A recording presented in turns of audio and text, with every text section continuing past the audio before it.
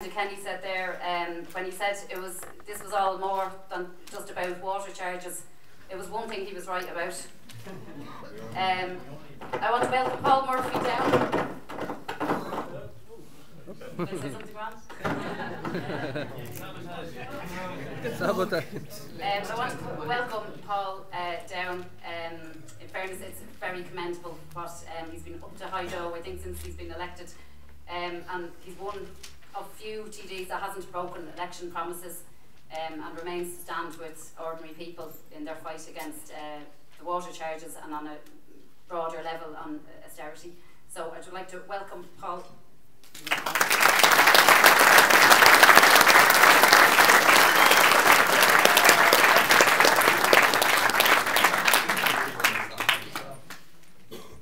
Okay, thanks a lot everybody for coming.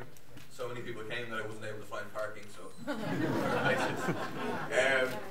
some people might have listened to the Dáil last week or saw it on YouTube, where Ruth Coppinger raised in leaders' questions against Joan Burton, as she did today as well, with Enda Kenny, about the fact that you have the Gardai now terrorising an entire working class community, the fact that you have now a 13-year-old, a 14-year-old, a 15-year-old and a 16-year-old being effectively taken from their beds at 7 o'clock in the morning, with 10 Gardai for the 16-year-old, with 6 Gardai for myself, obviously not as much of a flight risk or risk of resisting arrest, 6 Gardai for most people, 8 Gardai for others.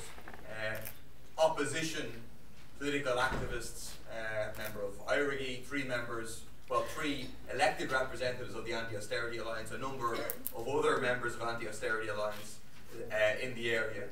And Ruth spoke in the Dáil about how in previous occasions the same sort of protest had happened on many occasions. Taoiseach, Charlie Hoy, Bertie Ahern have had their cars impeded by protesters. On occasion they've even had their cars kicked. She could have given the example in the 80s. I think that Charlie Hoy was hit by an egg in Limerick. And she said that despite all their crimes, they never called out the dogs, referencing the dogs of war from Shakespeare. And the Dáil, he went crazy, crazy. You had howls from the government side, both Labour and Fine Gael, absolute howls. Then one Fine Gael TD after another getting up to declare that their brother was a guard, their dad was a guard, their whole bleeding family were guards, and was she called saying that they were dogs? And obviously Ruth and Joe explained very clearly that no, people use figures of speech as a way of making points, and that it was an incredible overreaction by them. But we went and we looked up in the Dáil record over the past number of years similar metaphor and simile, dog metaphor and similes used by Enda Kenny and Joan Burton. And Joan Burton herself used in talking about the attacks of the last government on the public sector. She spoke about letting loose the dogs of war on every public employee. She spoke about Fianna Fáil's hit single for Christmas will be I Saw Nama Killing Santa Claus. Calling Fianna Fáil murderers in the real sense. She spoke about the minister coming into the house with his tail between his legs. But the best one was Enda Kenny on the 19th of November 2014, 4 days after the protest in Jobstown, where speaking about the protest in Jobstown, referring to the people of Jobstown, he said that people of different political agendas descended on the Taoiseach's car like hounds after a fox. Right, so he called explicitly, he used a figure of speech referencing dogs about the protesters.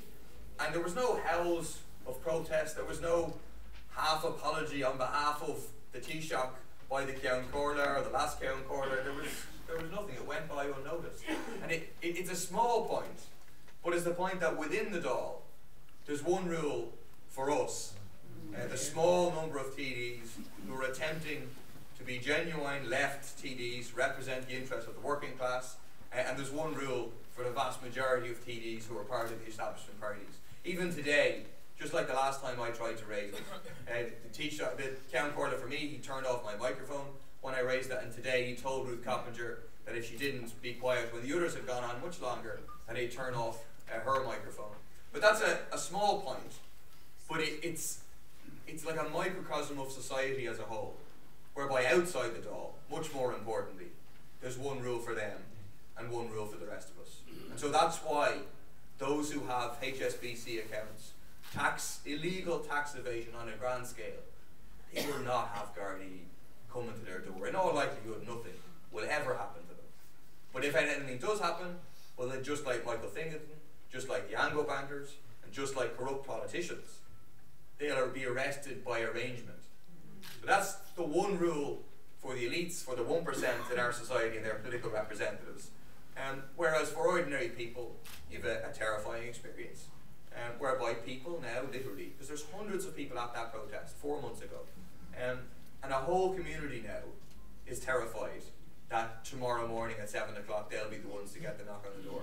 A whole community is making arrangements where you have lone parents. What are people going to do with the kids? Who can they get to mind the kids, particularly now, the midterm break? What can people possibly do? A whole community is terrified that they'll be faced with 6, 8, 10 Gardai in the morning.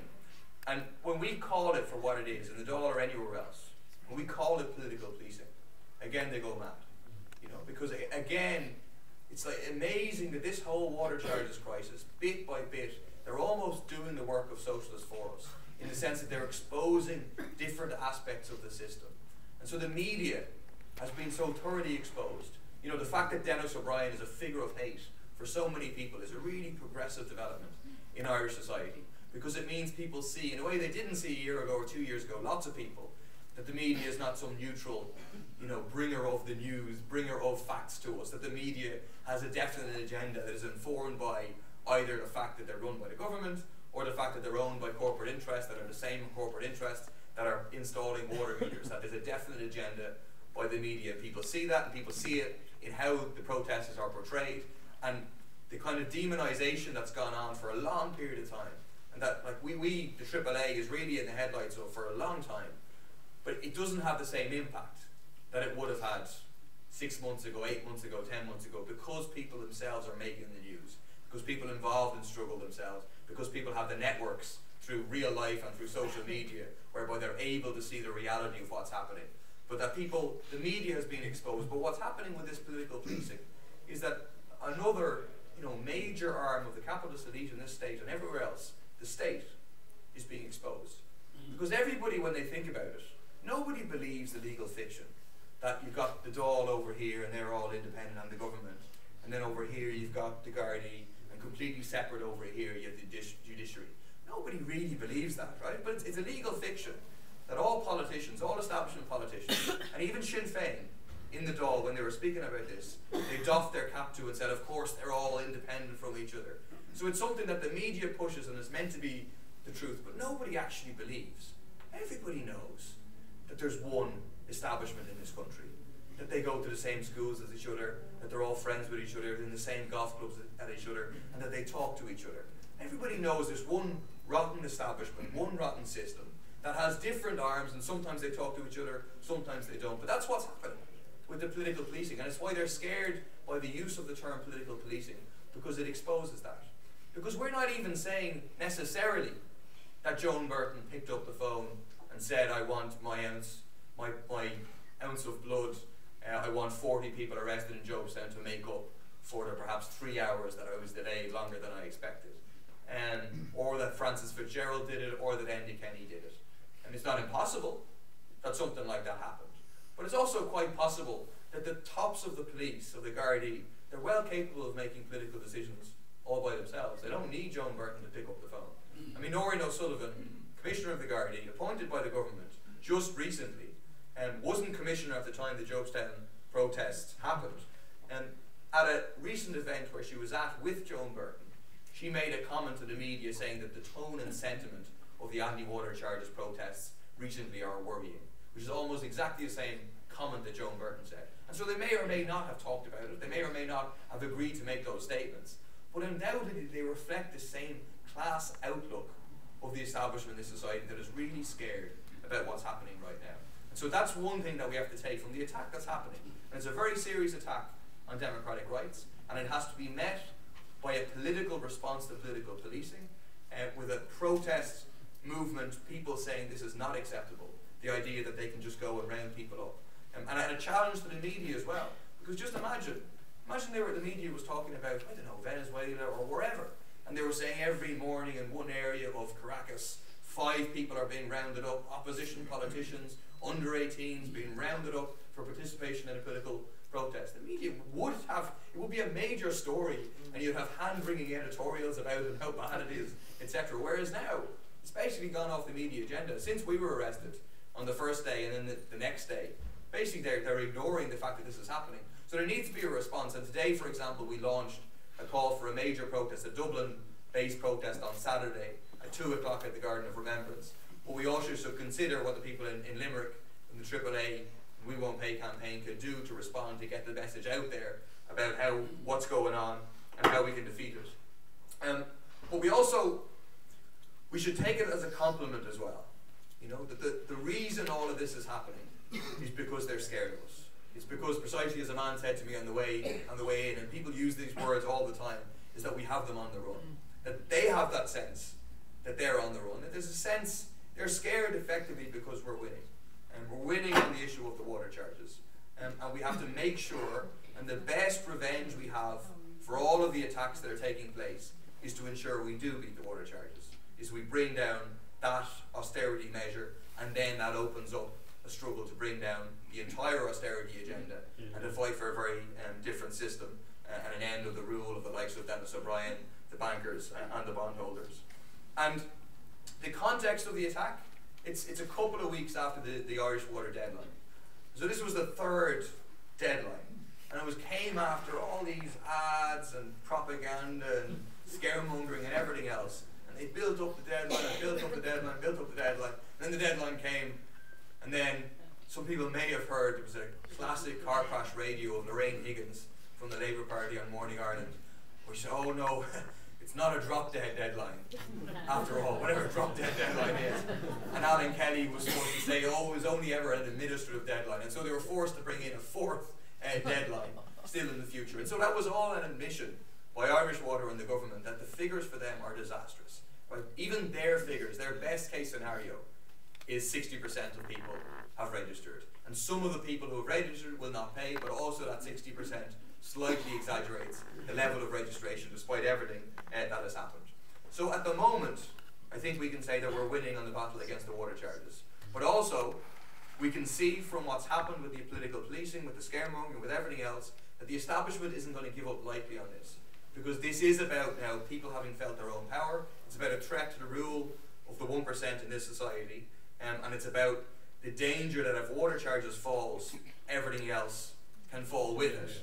And that their whole agenda about shifting the tax base further onto working class people, driving towards privatisation, that whole agenda is in jeopardy as a result of this battle. So they're going to go all out to try and beat us. And so we shouldn't be complacent that we're winning, but we haven't won yet. And the most crucial time of this campaign is coming up in April, whenever the bills drop. That's the key moment. And at the moment, people would have seen in the Sunday Independent, there's a new poll whereby only 4 in 10, 40% say that they intend to pay, 3 in 10 say they intend not to pay, and the other 3 in 10 say a mixture of 1 in 10 says I don't know, 1 in 10 says it depends, and 1 in 10 says this doesn't apply to me. And we have to now, as a campaign, so there's the We Won't Pay campaign, which is part of the Right to Water campaign, which is an umbrella campaign, but We Won't Pay is specifically saying that non-payment is key, which it is. That's how this thing will be beaten. We have to now think in every single area, how can we convince those who say it depends? Because what does it depend upon? It depends on us. It depends on what people see happening in their community, how many window posters people see, how many people see and talk to when they go to the shops of a Saturday. Does someone persuade them why they should not pay? It depends on whether someone knocks on the door in a friendly way and explains, well, actually, these are the key arguments, this is why you can't pay. Because I don't think, nobody believes there's a majority in this country in favour of water charges. And there's not a majority in this country in favour of or feel who want to pay water charges. There's a majority who's opposed to water charges and the majority that don't want to pay water charges.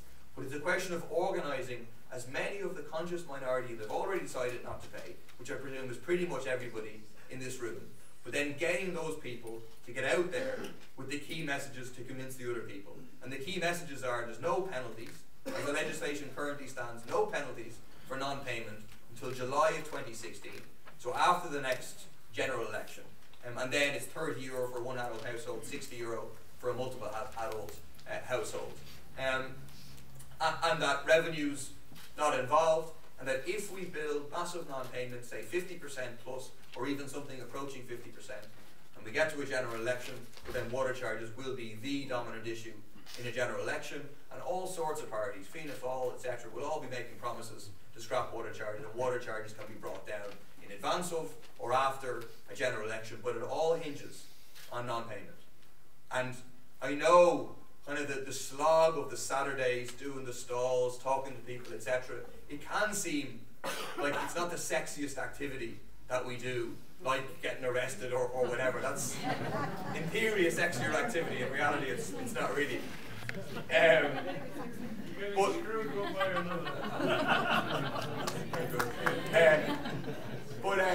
But it's the essential work that we have to do, right? And right across the country. And it's all those people in the middle, and some of those who are currently planning to pay. It's whether we can reach those people. Yes, through protest. Yes, through the media. But above all, through organisation on the ground in the most powerful working class people power movement that this state has seen in many, many decades. And that contains the future and the possibility of something much greater than even just defeating the water charges. Because that's the last point I'll make is that it isn't, I mean, why are they so scared of us, you know?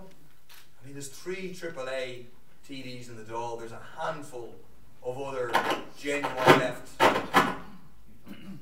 There's a mic out there somewhere. There's a handful of other genuine left TDs in the Dáil. Why really are they so scared about us? Why are they throwing the page of the Sunday Independent, all the media, the force of the state against us? And it's because it's not about the TDs or the councillors or whatever. It's about what's being unleashed, which is the power of people and the fact that people themselves have realised that they have power, that they went through 6 years of brutal austerity. They went through the experience of betrayal, of sellout by the trade union leaders, of absolute betrayal by the Labour Party. There was a period of demobilisation, a period of demoralisation, and now, right now, all the anger has exploded on the issue of water charges, everything that's accumulated. And it's an explosive mix. And the mix is, it's such that it is now about much, much more than the water charges. It's about the whole austerity agenda, but it's ultimately about the rule of the 1%, the rule of capitalism in this society, as personified by Dennis O'Brien, by people like Dennis O'Brien, by the bankers, by the bondholders, by the people who the government is bowing down to in Europe, as opposed to standing with the Greek people, for example, in taking on the bondholders. And it's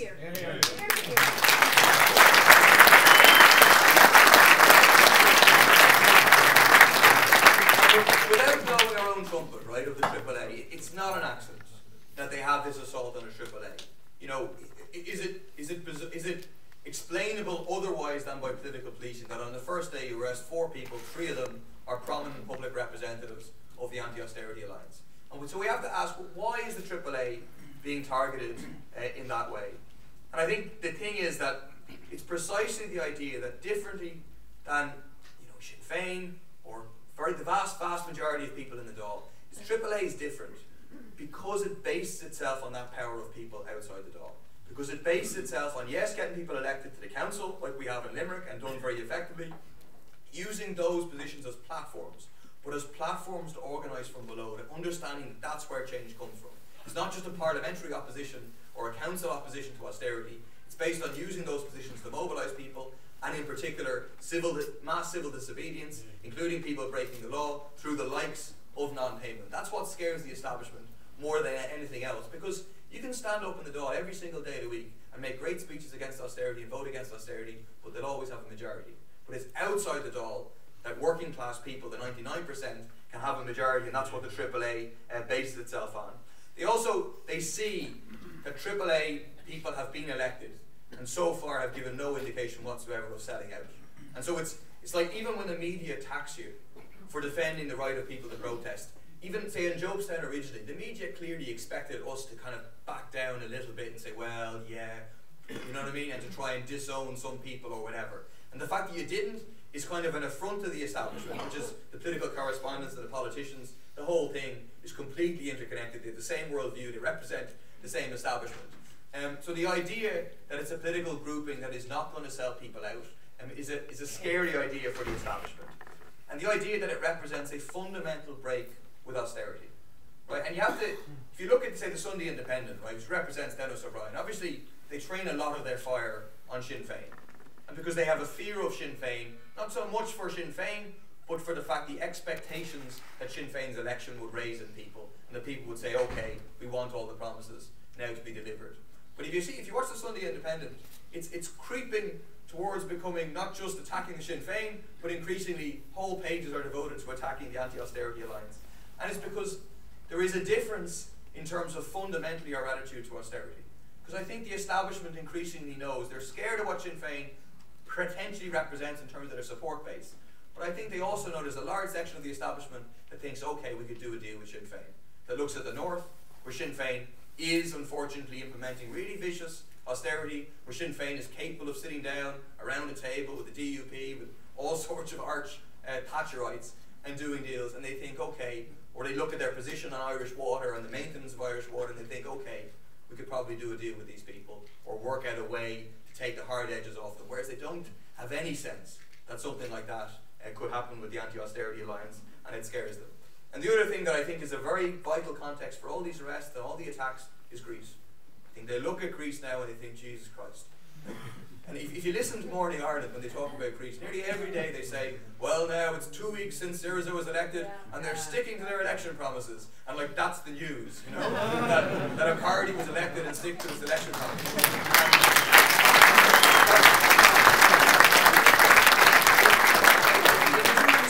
So far, in saying they're going to increase the minimum wage like they promised, in saying they're going to rehire the low-paid public sector workers, in saying they're going to tear up the memorandum, in saying they're not going to deal with the Troika as the Troika, they're embarrassing this government and the European political elites and economic elites, and because it gives a glimpse that there can be an alternative to austerity, that this massive ideological attack for decades that says there's no alternative whatsoever, it's been breached by the people of Greece electing a left government with Syriza leading that government, and it raises people's expectations and people's hopes. And so that's not finished yet, right? That's a vicious class struggle happening in Europe, partly now at a negotiating table, more importantly outside. And it's clear that they don't care one iota about democracy. They don't care about respecting the democratic wishes of the Greek people in the vote they just had. They didn't care about us when we voted against European treaties, and they don't care when the Greeks have voted clearly against austerity. So the European Central Bank, unelected, unaccountable, is out to bring down the Greek economy, to send a message to the Greeks,